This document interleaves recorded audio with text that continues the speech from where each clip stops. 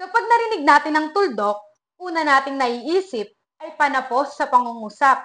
Pero ayon sa Komisyon sa Wikang Filipino, masinop na pagsulat, marami pa itong gamit.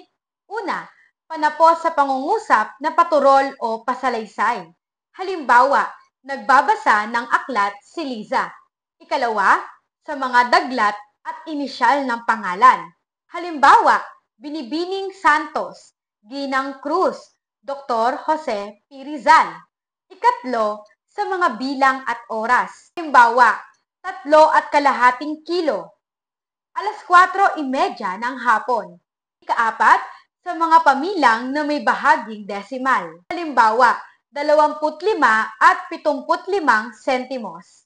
Laging tandaan, hindi lang basta pagkatapos ang gamit ng tuldok. Mahalaga rin ito sa daglat, bilang, oras, at desimal.